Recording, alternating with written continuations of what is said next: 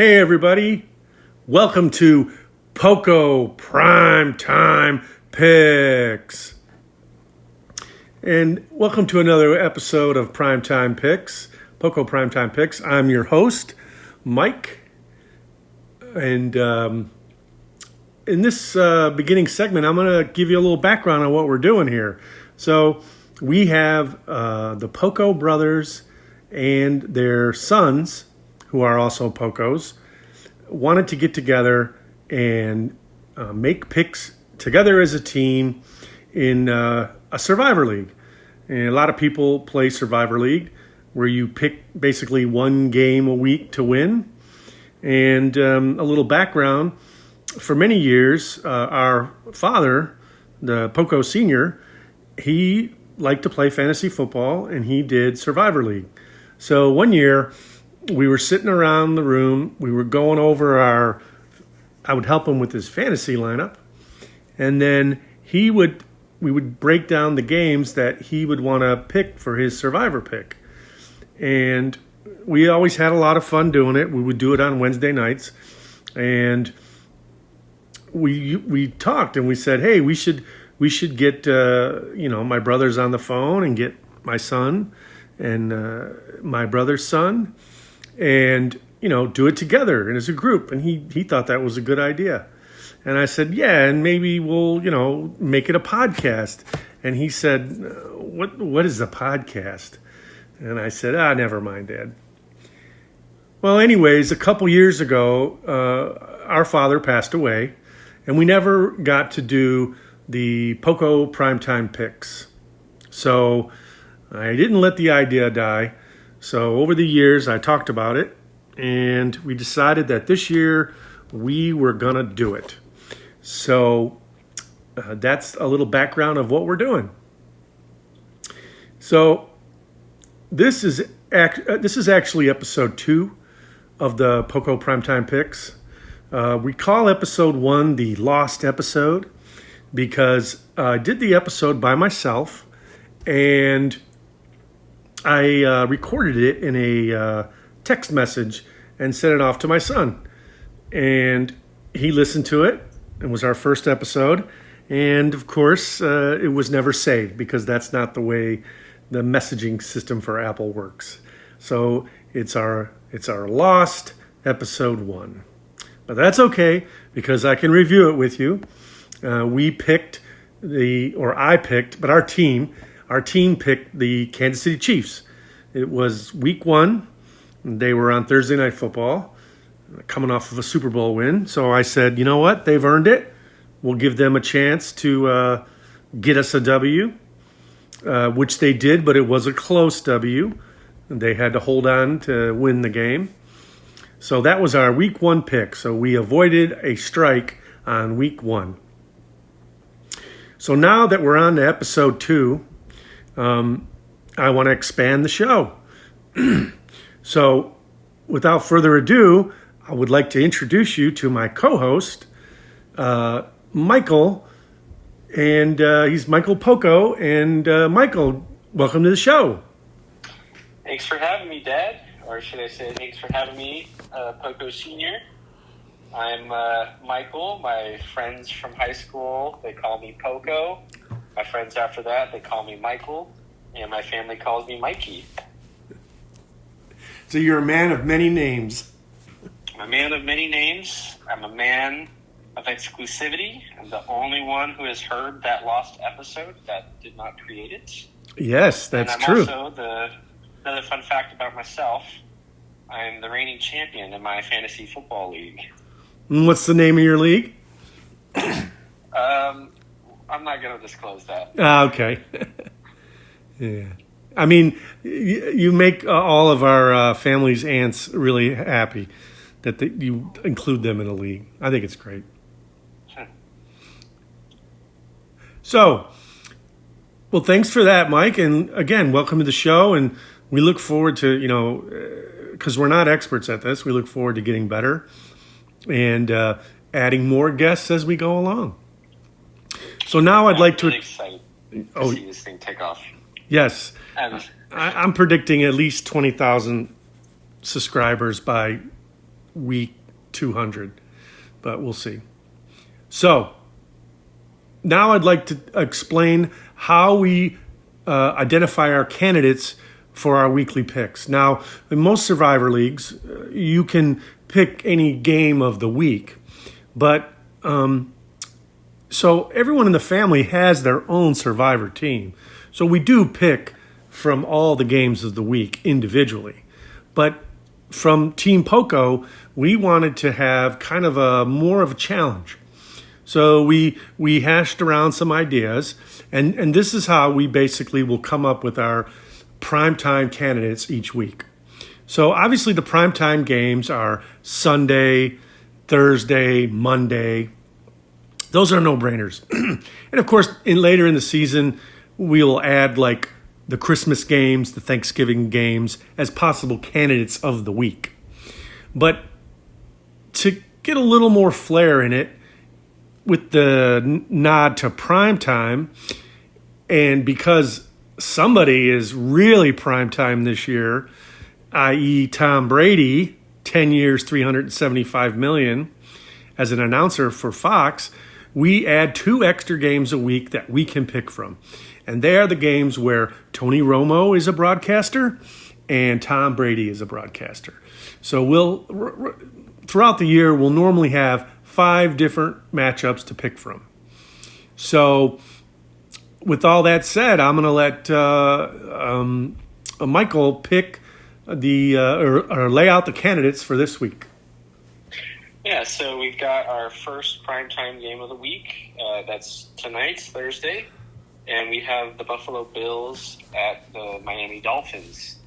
And a couple interesting things about this game. If you remember from last year, in the wild card round, it was an exciting game between these two teams. Buffalo was able to inch it out 34-31 against Miami. Also interesting is that in the last 12 matchups, Buffalo is 11-1 against Miami. And there are a couple injuries, notable injuries this game. We have Josh Allen with a hand injury. It's his non-throwing hand, and it seems like it's going to be minor, but perhaps it could make running the ball or scrambling a little less enticing for him. And then we have Raheem Mostert, who is going to miss this game, or is the starting running back for the Dolphins. On Sunday, we have the Sunday night game, which is the Chicago Bears at the Houston Texans. This is a very biased game for us, as we are all Chicago Bear fans in this podcast.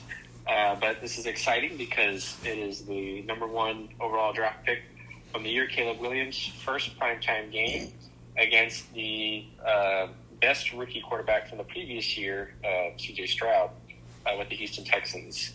There are some injuries in this game. I think the most noticeable one for us as Bear fans is Rome Odunze, who did not practice this week.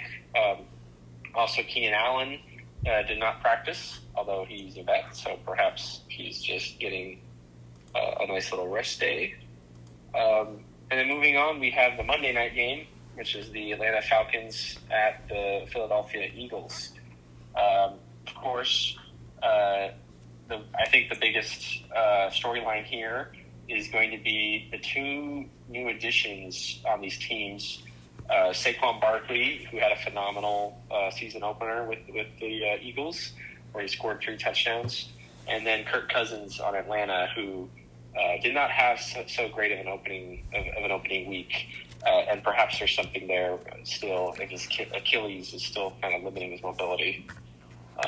We have the Tony Romo game, which is the Cincinnati Bengals at the Kansas City Chiefs. The Bengals, surprisingly, they got beat kind of bad by the New England Patriots. I don't think anybody saw that coming. However, they don't call it Burrowhead for nothing. And despite Kansas City having the best quarterback in the league with Patrick Mahomes, you can never really count out Cincinnati when these two play. They really don't like each other. And then our last game, rounding it out, is Tom Brady's game, which is the New Orleans Saints playing at the Dallas Cowboys. Both these teams had great opening games. They destroyed their opponents. New Orleans played the high school team, the Carolina Panthers, and Dallas opened up against the Cleveland Browns, who a lot of people don't like for multiple reasons. So these are our five picks for our 5 games, and we cannot choose Kansas City. Now, taking that in mind, there are some easy picks here, and there are some tougher picks here. And since once I make this choice, I cannot use the team again, I would like to try to pick a team that is going to maybe not be as good as some of the other teams, but have a good shot at winning. Now, that being said, we have some really good teams here. And I was going between Dallas against New Orleans and Philadelphia against Atlanta. And I decided to go with the Philadelphia Eagles as my pick of the week. I'm choosing this because I feel like the Philadelphia Eagles offense is going to be too much, and they're going to overmatch the Atlanta Falcons. I think the Eagles, with their offensive weapons of Saquon Barkley, A.J. Brown, Devonta Smith, and they have a serviceable tight end at Dallas Goedert. And then you have, of course, Jalen Hurts at the helm. I don't think the Falcons can stop this, despite the Falcons getting, a big addition with Matthew Judon. The Falcons, they were not able to stop the Steelers in their last week. In the last week, the Steelers were able to move the ball very well, who was helmed by former Bears quarterback Justin Fields. And while they did kind of stop them in the red zone a lot, and their kicker, the Pittsburgh kicker, scored most of the points, I don't think that will be an issue with the Eagles. So I think the Eagles' offense is too much for the Falcons, and they win this week. All right. That was some excellent rundowns, and I do respect your breakout of the Eagles to win this game. I mean, it's definitely doable for them. They've righted the ship from their meltdown from the second half of last year. So, going on to my pick, there's a possibility that the Team Poko quits our podcast after week 2 because I'm going with the Houston Texans. Yes, it won't be a popular pick in the at the family barbecue. However, I can break it down for you. So, of course, I'm a huge Bears fan, and I see the needle moving in the right direction. They're going to keep improving throughout the year. However, based on what I saw last week, the Tennessee Titans were very strong in the middle of their defensive line. The Houston Texans are strong at defensive end. They have last year's top defensive rookie of the year, Will Anderson, who's a beast. And they made a good signing of the defensive end from Minnesota, Daniel Hunter. This is a very good defensive team. Now, last week's game, the Titans, they were very strong in the middle, but their defensive ends didn't really hold the edge as well as I think they wanted to. So Caleb Williams was allowed to get out of the pocket on more than one occasion, but the rush up the middle was troublesome for him. The Bears are very, very lacking on their middle offensive linemen, and they've got to work some things out. They have a guard in Jenkins who's when he's healthy and he's playing well, he's very good. He's one of the nastiest guards in the NFL. But at center and at right guard, they're lacking. So I think the Bears can improve. They've got to put Nate Davis on the bench, period. They've got to, I think, commit Bates to either center or guard because they like Bates. They tried to sign Bates a couple years ago as a restricted free agent. So now they got their wish. They got him. So I think they need to use him correctly. Now, offensively, Houston's loaded. I mean, they really are. So C.J. Stroud isn't going to sneak up on people this year, granted. But they had problems with their running game last year. I think they addressed them with Mixon. And to get Diggs, and essentially on a one-year deal, and then you pair him with Nate Collins, they're loaded. They're loaded. And C.J. Stroud, he doesn't make a lot of mistakes. So for Caleb Williams, the way I look at last week's game was he drove the ball to 3 scoring drives. They ended in field goals, but he still drove the ball down the field. And Keenan Allen dropped one of his touchdown passes. So he could have easily had a touchdown. Now, the yardage is a little disturbing, and seeing the Bears move away from the run when it's been so successful the last 2 years, even though they really haven't had a very good record, was a little disturbing. And I'm curious as to why Khalil Herbert and the running back from the Texas Longhorns, what's his name? Rashawn Johnson. They're not really being utilized. So I'm hoping this week we get a little more explosive on the running, and then you factor that in with Swift, it's going to help the team. I think Caleb Williams' time will come. The fact that Rome Odunze is not going to be out there, I don't think that's so bad. I mean, I hope he's out there soon, but I think with DJ Moore, and if, like you said, Keenan Allen as a veteran got to maybe sit out a little this week, I think those two with their tight ends will allow Williams his numbers are going to improve for sure. The other thing that I notice about Houston is on the Yahoo Fantasy Survivor page, they're the number 3 pick right now for people picking their Survivor teams at like 8%. So not overwhelming. I mean, we saw last week what Cincinnati did against the Patriots. You can't just always rubber stamp the top pick unless they're playing like Michael said, the high school team, Carolina Panthers. So, but still, they're the number 3, and they're there for a reason. And then I have one fun fact. So, this year is going to be back-to-back years for the Houston Texans where they really don't play anybody on the West Coast. All their games are on the East Coast. And this year, they have technically one game out west. It's when they travel to Dallas. So other than that, all their games are on the East Coast because everybody makes a big deal about when East Coast teams have to travel to the West Coast. And they didn't have to do it last year, and they're not going to do it this year.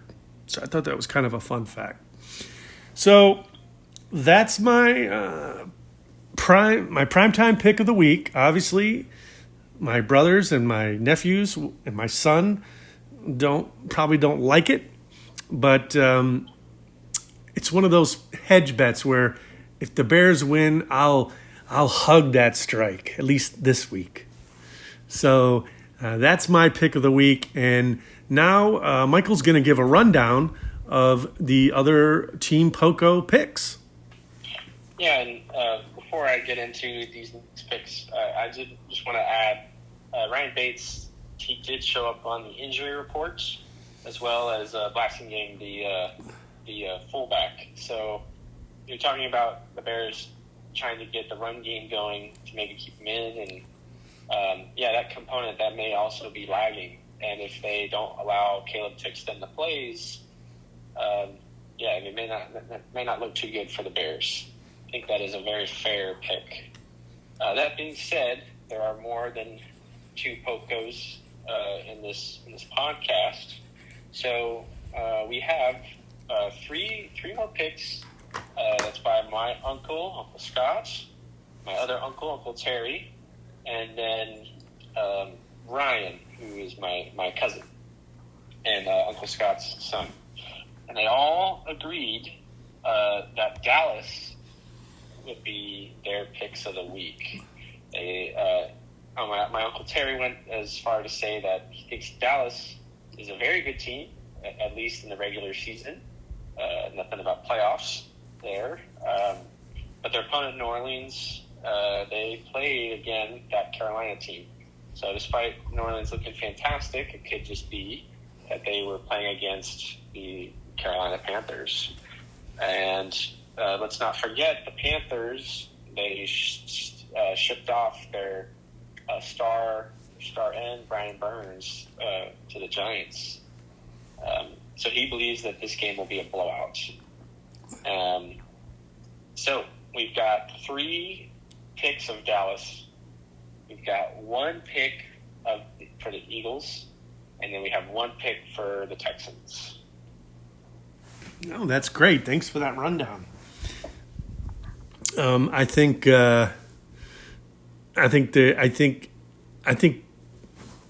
you always want to be early on the wave, and I think Carolina's still on the wave.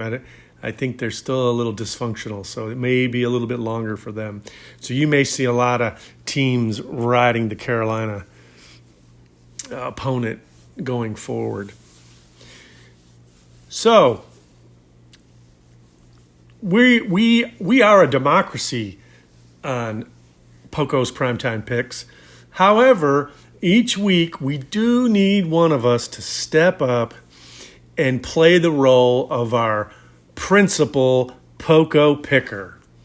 So, of course, the definition of principal is the person with the highest authority.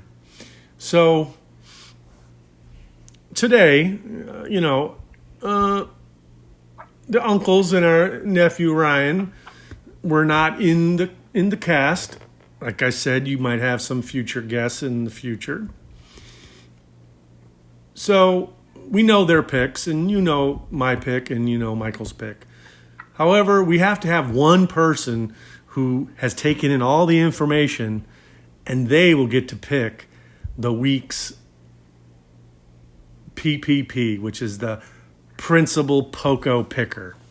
So for this week, we've decided that Michael is going to be our principal of the week. So with that said, Mike, go ahead and make your pick. Well, before I make this pick, I do want to announce another fun fact. And of course, if you have too much fun in school, sometimes they send you to detention. And the fact is that I have actually had 4 strikes in a row in that Survivor League that we played with my grandpa and my uncles. And yes, I picked 4 games in a row, 3 last season. I got 3 strikes, got knocked out week 3.